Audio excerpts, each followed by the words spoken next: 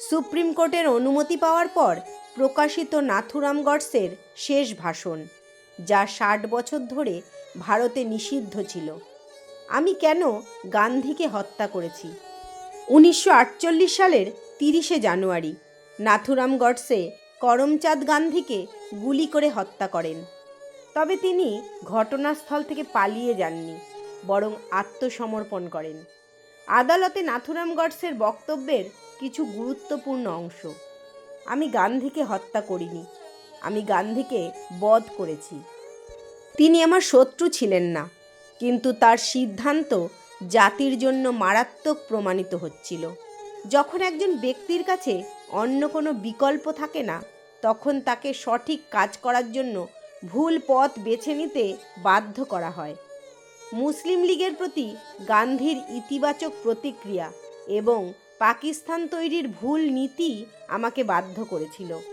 পাকিস্তানের 55 কোটি টাকা দেওয়ার অযৌক্তিক দাবির প্রতিবাদে গান্ধী অনশন ধর্মঘটে গিয়েছিলেন। দেশভাগের সময় পাকিস্তান থেকে পালিয়ে আসা হিন্দুদের অগ্নি পরীক্ষা এবং দুর্দশা আমাকে নাড়া দিয়েছিল।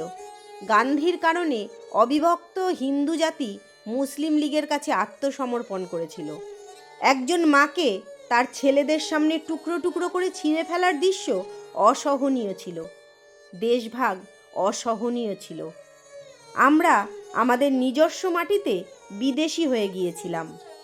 মুসলিম লীগের সমস্ত অন্যায় দাবি গান্ধী মেনে নিচ্ছিলেন। আমি সিদ্ধান্ত নিলাম যে যদি আমি ভারত মাতাকে আরও ভেঙে টুকরো টুকরো করে ফেলতে না চাই এবং করুণ অবস্থায় না ফেলি, তাহলে আমাকে গান্ধীকে হত্যা করতে হবে। আর সেই কারণেই আমি গান্ধীকে হত্যা করেছি। আমি জানি এর জন্য আমাকে ফাঁসি দেওয়া হবে এবং আমি এর জন্য প্রস্তুত। আর হ্যাঁ, যদি মাতৃভূমি রক্ষা করা অপরাধ হয়, তাহলে আমি প্রতিবার এই অপরাধ করব। আর অবিভক্ত ভারতে সিন্ধু নদী আবার প্রবাহিত না হওয়া পর্যন্ত আমার ভস্ম বিসর্জন দিও না। যখন আমাকে ফাঁসি দেওয়া হবে, তখন আমার এক হাতে গেরুয়া পতাকা থাকবে আর অন্য হাতে অখণ্ড ভারতের মানচিত্র থাকবে। ফাঁসি দেওয়ার সময় আমি অখণ্ড ভারতের জয় বলে চিৎকার করতে চাই, হে ভারত মাতা, আমি দুঃখিত যে আমি কেবল তোমার এতটুকু সেবা করতে পেরেছি।